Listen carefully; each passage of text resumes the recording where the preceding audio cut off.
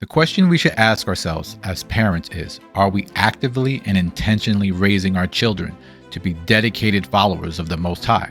It's an inquiry that calls for careful consideration and a deeper exploration of our parenting practices and values. Proverbs chapter 22, verse 6, "Train up a child in the way he should go, and when he is old, he will not depart from it."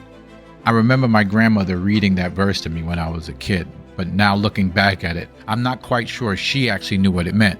But are we raising our children according to the commandments?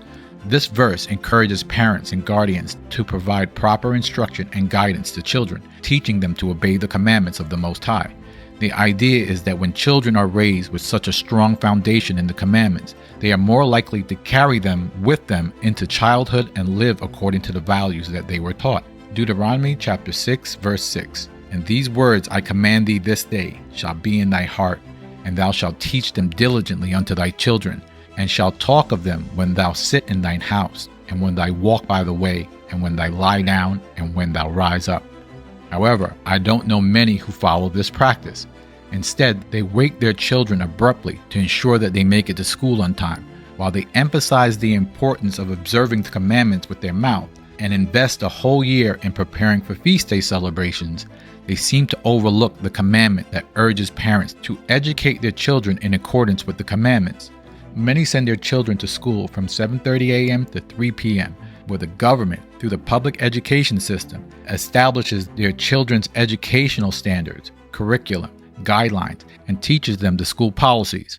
When children attend school, they are primarily educated based on the government principles and values rather than their own. They interact with peers from diverse backgrounds, some of whom may have experienced various problems and traumas at home. This exposure can lead your children to experience feelings of sadness, confusion, and helplessness, as well as increased anxiety and fear. In essence, children tend to mimic behaviors they observe in their peers, which sometimes include negative behaviors. Many parents expose their children to this environment from a young age until they graduate from college. Later, they may wonder why they struggle to communicate with their children and have difficult relationships with them as adults. Now let's read Ezra chapter 9, verse 1. "Now when these things were done, the princes came to me, saying, The people of Israel, and the priests, and the Levites have not separated themselves from the people of the land, doing according to their abominations, even of the Canaanites, the Hittites, the Perizzites, the Jebusites, the Ammonites, the Moabites, the Egyptians, and the Amorites." Now let's jump down to verse 14. "Should we again break thy commandments and join in an affinity with the people of these abominations? Would thou not be angry with us until thou hast consumed us, so that there should be no remnant nor escaping?" During that period, a significant issue was that the Most High was displeased with the people because they had formed alliances with these specific nations, the Canaanites, Hittites, Perizzites, etc. Many of the values from those alliances have found their way in today's school system. The Most High concern wasn't solely with observance of the feast days, but rather their failure to separate themselves.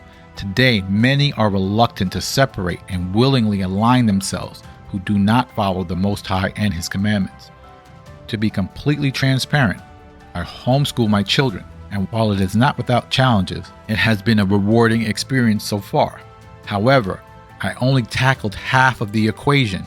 On one hand, I have reduced the exposure to external sources of trauma, but on the other, I have not yet created an environment where they can grow up alongside peers who share our beliefs. I'm hopeful that the Most High will hear my prayers regarding this particular matter. In summary, while all of the Most High's laws hold significance, some are undeniably more important than others. Independence, financial freedom, and separation of our children from the current societal norms take precedence. As I studied the scriptures, it becomes evident that the Most High places a great emphasis on the concept of separation, which is incompatible with sending our children to be educated within the Babylonian school system. That's it for today's discussion. Thank you for watching, and I will see you in the next video.